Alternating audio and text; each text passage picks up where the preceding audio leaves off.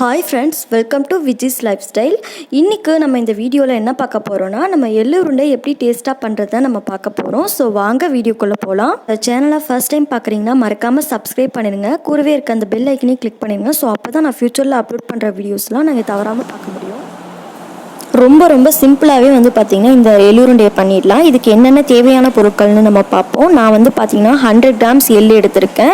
உங்கள்கிட்ட கருப்பு எள் இல்லை அப்படின்னா வெள்ளை எள் கூட நீங்கள் யூஸ் பண்ணிக்கலாம். அண்ட் தென் பார்த்திங்கன்னா 3/4 கப் அளவுக்கு நான் வெல்லம் எடுத்திருக்கேன். அதுக்கப்புறம் வந்து பார்த்திங்கன்னா ஒரு 2 ஸ்பூன் அளவுக்கு நம்ம இதில் அரிசி மாவு ஆட் பண்ணிக்க போகிறோம். ரொம்ப அரிசி மாவு ஆட் பண்ணிட்டோன்னா அதோட ஃப்ளேவர் மாறிடும். ஸோ வந்து பார்த்திங்கன்னா 2 ஸ்பூன் அளவுக்கு நம்ம அரிசி மாவு ஆட் பண்ணிக்க போகிறோம். ஃபர்ஸ்ட் வந்து பார்த்திங்கன்னா நம்ம வந்து இந்த எள்ளை வந்து பார்த்திங்கன்னா வறுத்துக்கப்போம். இந்த எள்ளு வந்து பார்த்திங்கன்னா நம்ம மீடியம் ஹீட்டில் வந்து வறுக்கணும். இல்லை அப்படின்னா வந்து அது கரிஞ்சிடும். ஸோ அது வந்து கரிஞ்சிருச்சு அப்படின்னா அதோட டேஸ்ட்டே நமக்கு வந்து பார்த்திங்கன்னா எள்ளுருண்டையோட டேஸ்ட்டே நமக்கு மாறிடும். ஸோ வந்து கொஞ்சம் கேர்ஃபுல்லாக தான் வந்து இதை வறுத்து எடுத்துக்க போகிறோம். இதை வந்து வறுத்ததுக்கப்புறமா இதை ஆற வச்சு மிக்ஸி ஜாருக்கு ட்ரான்ஸ்ஃபர் பண்ணிடலாம்.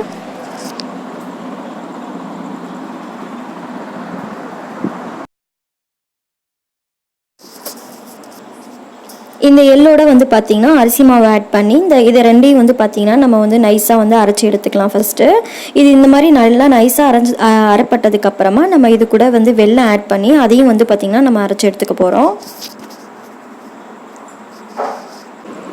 ஸோ இப்போ வந்து பார்த்திங்கன்னா இது மாதிரி நமக்கு நல்லா அரைப்பட்டதுக்கப்புறமா இதை வந்து நம்ம ஒரு பிளேட்டுக்கு ட்ரான்ஸ்ஃபர் பண்ணிடலாம். இது ரெடி ஆனதுக்கப்புறமா நம்ம வந்து பார்த்திங்கன்னா உருண்டை பிடிக்க ஸ்டார்ட் பண்ணிடலாம். நம்ம ஃபஸ்ட்டே வந்து பார்த்திங்கன்னா இது ரெடி பண்ண உடனே நம்ம உருண்டை பிடிக்க ஸ்டார்ட் பண்ணிட்டோம் அப்படின்னா நமக்கு இது ஈஸியாக இருக்கும். இல்லை அப்படின்னா வந்து பார்த்திங்கன்னா இது ரொம்ப உலர்ந்துருச்சு அப்படின்னா நமக்கு உதிரி ஆகிடும். ஸோ வந்து பார்த்திங்கன்னா உடனே நம்ம உருண்டை பிடிச்சிட்டோம்னா ஈஸியாகவே இருக்கும். இப்போ வந்து பார்த்திங்கன்னா உருண்டை பிடிக்க ஸ்டார்ட் பண்ணிடலாம். நமக்கு வந்து பார்த்திங்கன்னா ஒரு கப்பு எள்ளுக்கு நமக்கு வந்து பார்த்திங்கன்னா 12லேருந்து 15 அளவுக்கு எள்ளு உருண்டை கிடைக்கும். ஸோ இந்த மாதிரி வந்து பார்த்திங்கன்னா குட்டி குட்டியாக நம்ம வந்து பார்த்திங்கன்னா உருண்டை பிடிக்க ஸ்டார்ட் பண்ணிடலாம்.